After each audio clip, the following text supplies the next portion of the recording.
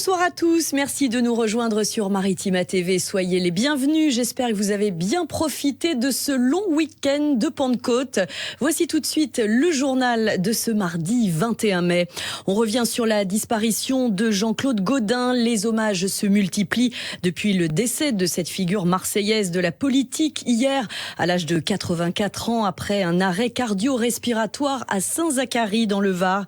Des images de tous bords politiques, tant au niveau local, régional que national, sont rendues à celui qui a été élu 4 fois maire de Marseille, qui a été aussi député vice-président du Sénat. Nécrologie signée Didier Gesualdi.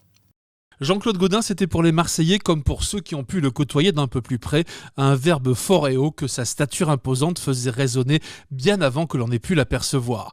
Ayant le goût du mot juste et le sens de la formule, il a incarné durant des décennies avec gourmandise l'amour de Marseille, un personnage à la Pagnole bien conscient d'en incarner les clichés et ses excès. C'est sans doute ce que les Marseillais de tous les bords lui reconnaissaient. Sa longévité, il l'a due à une extrême habileté. L'homme était une bête politique féroce, ayant vécu tous les grands épisodes de la vie de la Ve République. La concurrence à la mairie de Marseille aura glissé sur lui sans jamais pouvoir l'attraper. Enjôleur, cajoleur, Jean-Claude Gaudin était aussi un tueur, même s'il n'aimait pas ce qualificatif. Renaud Muselier, Bruno Gilles, ses successeurs potentiels, attendent encore une part de son héritage controversé.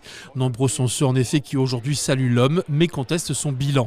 La fin de son dernier mandat, le 4e, aura sans doute été douloureuse pour ce catholique pratiquant, avec le drame de la rue d'Aubagne qui a coûté la vie à 8 personnes. Le symbole du mal logement d'une ville fracturée qu'il n'avait pas su ou voulu voir. Je vous propose d'écouter à présent la réaction de Martine Vassal. La présidente de la métropole ex-Marseille-Provence et du département évoque Jean-Claude Gaudin, l'homme qu'il a formé en politique et le lien surtout qu'il entretenait avec la population. Le mien est celui qui m'a permis d'être où je suis aujourd'hui. Puisque c'est lui qui m'a proposé de rentrer sur les listes municipales en 2001 et qui a suivi et qui m'a poussé dans toute ma carrière, qui m'a formé, qui m'a donné aussi le sens, la passion de la politique. Donc aujourd'hui, c'est un être très cher que, à titre personnel, je perds et que l'ensemble des Marseillais et Marseillaises perdent. On peut dire que Marseille est en deuil aujourd'hui. On perd un homme qui était un bâtisseur et qui, jusqu'à la fin, était animé par la politique. Comment est-ce que vous expliquez ce lien particulier qu'il avait avec la population, qu'on soit favorable à ses idées politiques ou pas ? Parce qu'il aimait les gens, tout simplement.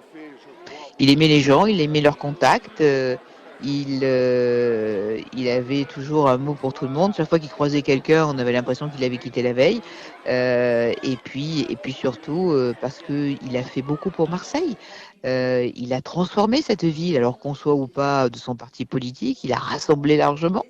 Et donc aujourd'hui, si Marseille est ce qu'elle est, c'est grâce à Jean-Claude Gaudin.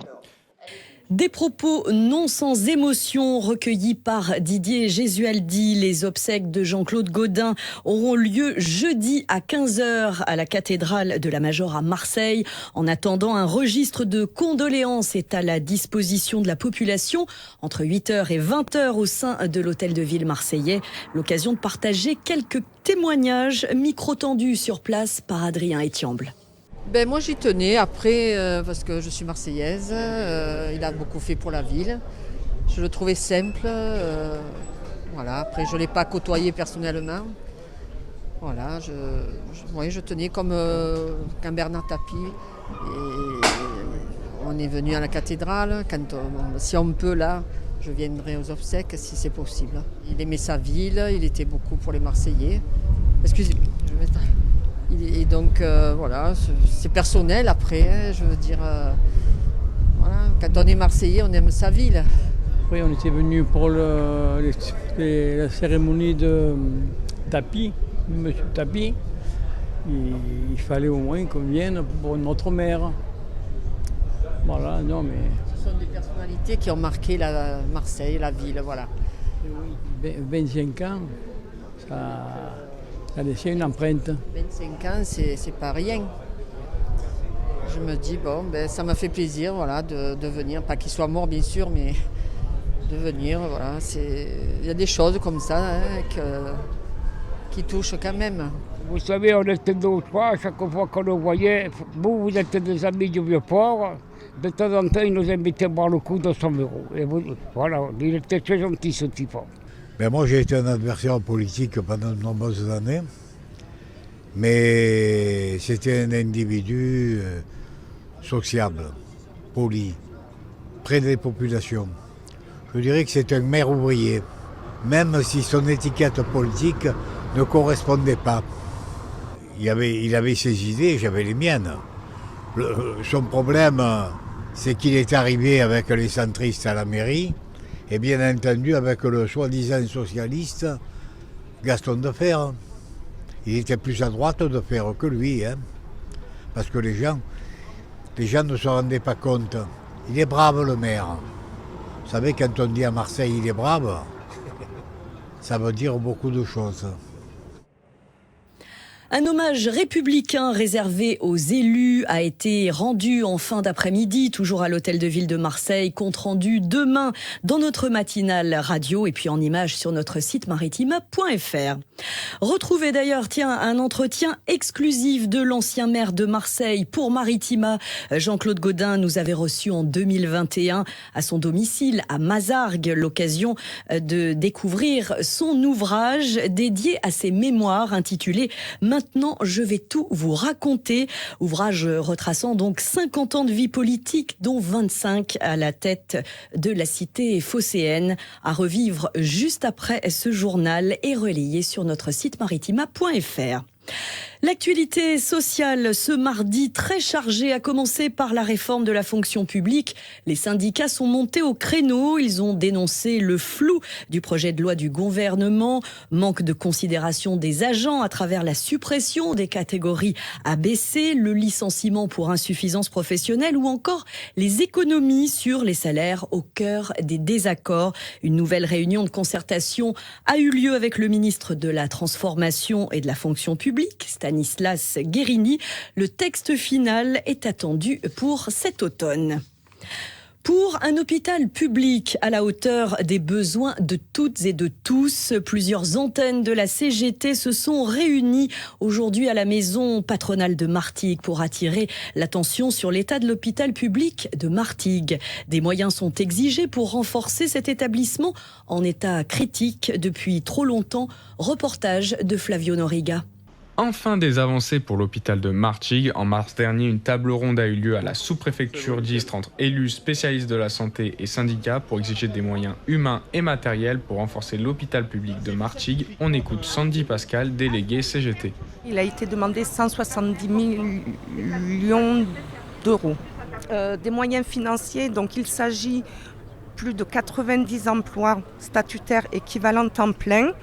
On a un hôpital très vétuste qui a besoin d'être restructuré, agrandi. Ces emplois-là, c'est vraiment pour la prise en charge actuelle.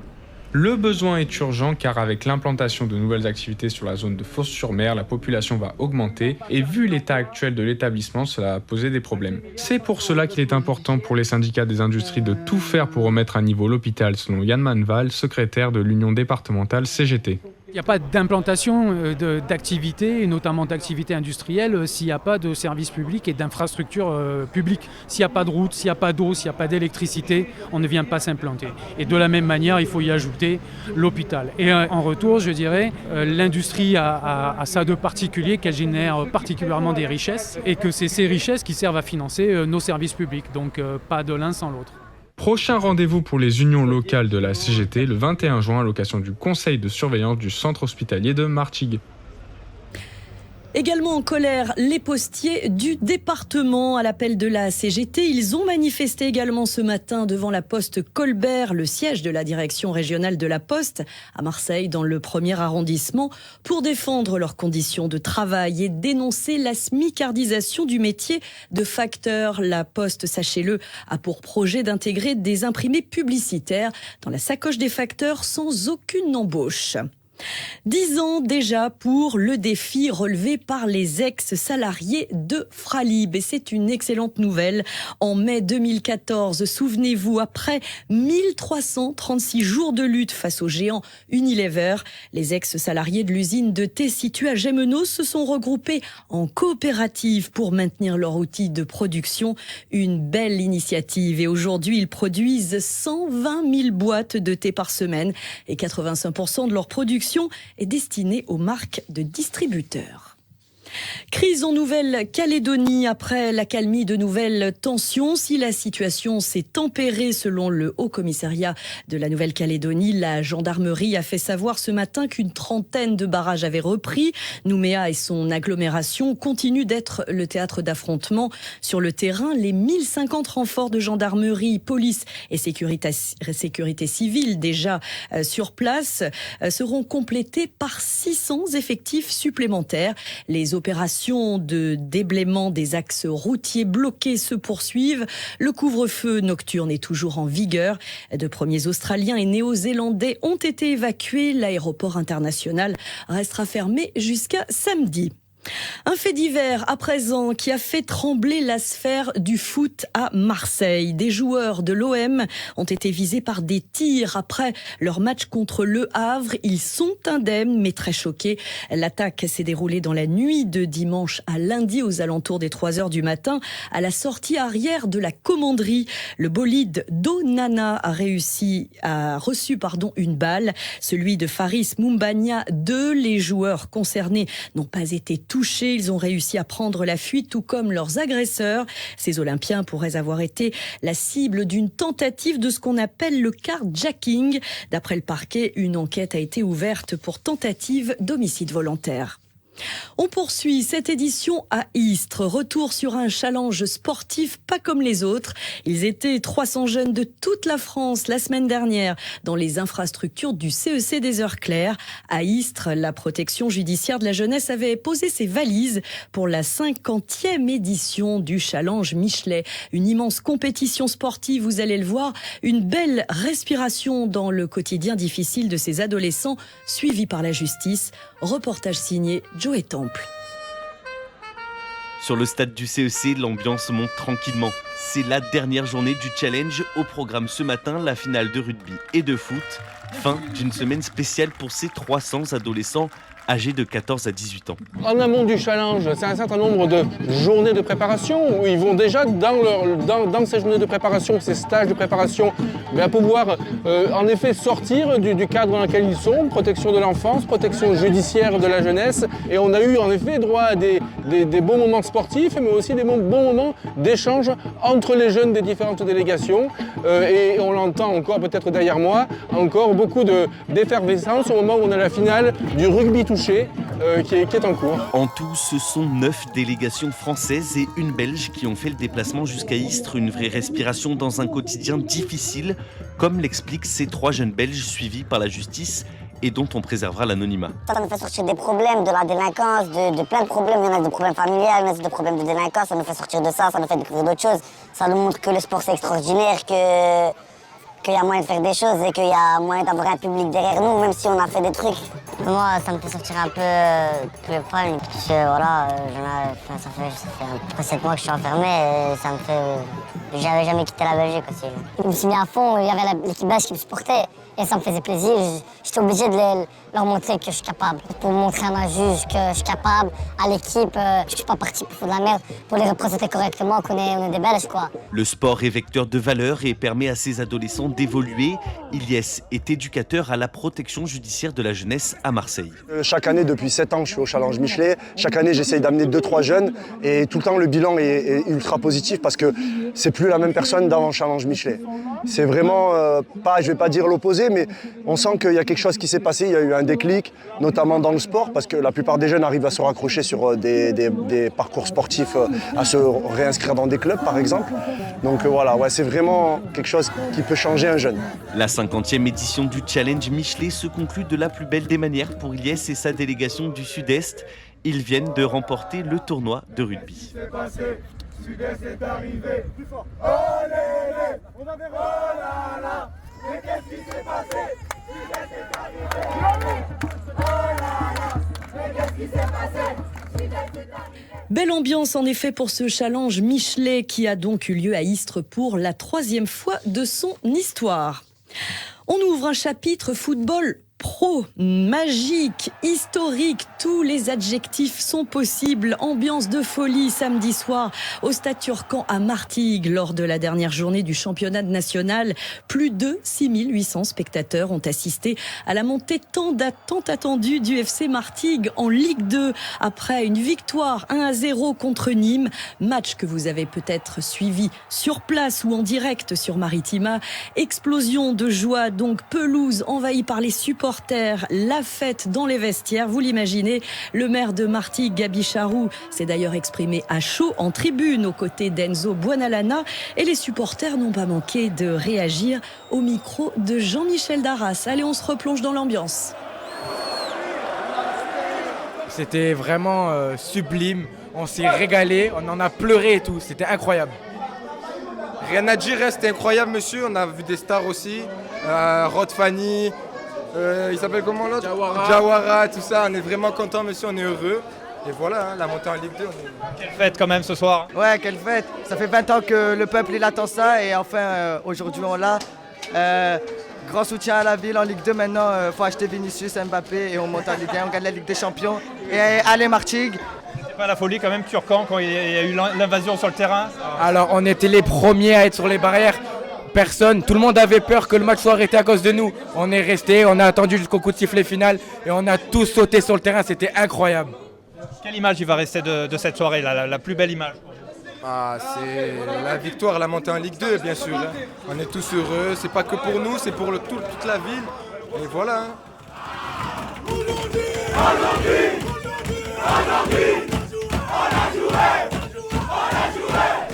Ce club le mérite vraiment de monter en Ligue 2. Mais on a tremblé parce qu'on connaît l'enjeu du sport. Entre Nîmes qui avait rien à perdre et donc qui jouait, et nous qui avions tout à perdre. Voilà, et cette fois on l'a fait. Et puis je me permets de dire comme ça que l'année dernière, les joueurs de Martigues n'ont pas fait exprès de ne pas monter en Ligue 2. Voilà, je dis la vérité. Il n'y a pas un sportif dans notre pays et dans le monde sans doute, qui fait exprès de perdre. C'est pas vrai, ça n'existe pas ça. Voilà, alors ce soir, ça vous a énervé ? Oui, ça m'a énervé, ça m'a blessé parce que les joueurs qui sont les mêmes à peu près ne méritaient pas ça, ne méritaient pas qu'on dise ça. C'est comme une revanche ? C'est comme une revanche aujourd'hui pour ceux qui font ça ? Oui, c'est une revanche pour cela. Et puis aussi, je pense à autre chose. Vous savez, on a voté il y a quelque temps 1 800 000 € pour mettre le stade aux normes de la Ligue 2. Eh bien, la meilleure réponse, c'est celle-là ce soir. Le match, bien sûr, mais ces spectateurs, cette jeunesse de Martigues. Alors, il aurait fallu qu'on ne vote pas cette subvention. Mais qu'est-ce qu'aurait pensé cette jeunesse ce soir ? Voilà, alors on l'a fait. Moi, ce que je veux maintenant, c'est qu'on fasse un beau stade, qu'on améliore le stade Francis Turcan et que, surtout, on puisse jouer dans notre stade. À notre tour de féliciter le football club de Martigues pour cette montée en Ligue 2. On y a cru jusqu'au bout et on a bien fait. Se pose maintenant la question du stade de substitution pendant les travaux, dans l'espoir d'une dérogation niveau délai accordé par la Ligue professionnelle de football. Affaire à suivre, comptez sur nous. En tout cas, pour revivre cette incroyable soirée, rendez-vous sur maritima.fr et ne manquez surtout pas un bar des supporters spécial 100% sang et or. Ce sera ce vendredi à partir de 19h en direct du Stade Turcan. Retour sur l'OM qui a de son côté terminé également sa saison de Ligue 1 par un succès pour l'honneur, comme on dit, au Havre, 2-1. C'était dimanche soir. Les Marseillais terminent ainsi 8e du classement et ne joueront pas la Coupe d'Europe la saison prochaine. Pablo Longoria s'est arrêté en zone mixte pour donner son sentiment après ce fiasco. Écoutez plutôt. La saison complète, on peut définir 8e du championnat, c'est pas acceptable. C'est inadmissible.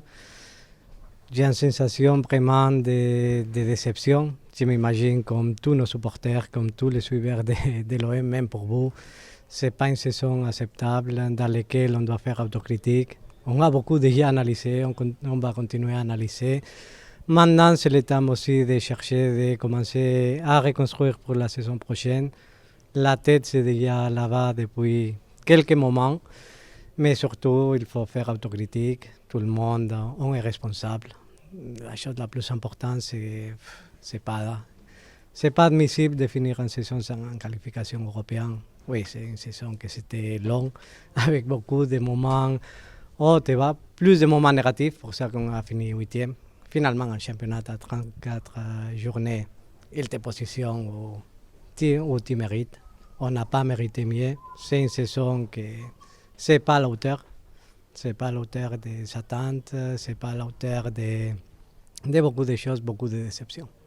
Déçu mais réaliste. Retrouvez l'interview complète du président de l'OM sur notre site maritima.fr et merci à Karim Attab pour le recueil de ses propos. Foot toujours et une belle affluence hier soir à Parsemin à Fos pour le match des légendes OM Monaco. On vous en a parlé, on vous l'a annoncé tout au long de la semaine dernière. Un match de gala qui a permis aux anciens grands noms des deux clubs de rechausser les crampons pour le plaisir et la bonne cause, ce qui tenait à cœur à Basile Boli. Il s'est d'ailleurs exprimé au micro de Delio Grache. On a un devoir, nous, les anciens joueurs de l'OM, surtout l'OM a un rôle social dans la région, donc on doit être sollicité. Évidemment, on essaie de répondre présent, ça dépend des calendriers. Là, on a eu 15 joueurs de l'Olympique de Marseille qui étaient vaillants. Et surtout des joueurs qui ont écrit une page dans l'histoire de l'OM. Et surtout, c'est pour une bonne cause. Et il y a eu 2 ou 3 associations. Je pense qu'on a vu les jeunes handicapés, là, c'était extraordinaire, qui étaient en pleurs, etc. C'était vraiment quelque chose de très sensible. Et surtout, on a fait une très belle partie et on a joué le jeu, quoi. Voilà. Un mot de handball et un nouveau coach pour Martigues après l'annonce de l'arrêt au poste d'entraîneur de l'équipe première de Franck Bulleux, qui sera désormais coordinateur des opérations handball du club. Le MHB a officialisé hier le retour de Thierry Fleurival. Il sera aux commandes de l'équipe de National 1 fédérale la saison prochaine. Sachez qu'il a coaché les féminines de l'Union du Pays d'Aix-Bouc durant les 3 dernières saisons. Les Bouches-du-Rhône, terre d'accueil des Jeux Olympiques. Après le Kenya, qui a par exemple choisi Miramas pour camp de base, eh bien, c'est l'Arménie qui va venir s'installer dans le 13. Un partenariat a été signé cet après-midi avec le département, labellisé collectivité hôte des Jeux Olympiques et Paralympiques 2024. Notre département possède ainsi 34 sites d'entraînement sportif labellisés centre de prépa aux Jeux. Ces sites vont permettre de recevoir des délégations internationales dont 29 disciplines et 11 communes. L'image du jour avec la première édition de Sport in the City. Vous le voyez, le salon sport et business au World Trade Center à Marseille. C'était donc aujourd'hui avec sa 40aine d'exposants, ses conférences, ses animations en partenariat avec Maritima qui avait d'ailleurs son stand sur place. Beau succès pour cet événement. On attend d'ores et déjà la 2e édition. C'est la fin de ce journal. Merci infiniment de l'avoir suivi. Tout de suite, les prévisions météo. Reste à vous souhaiter une très belle soirée sur Maritima TV. À demain.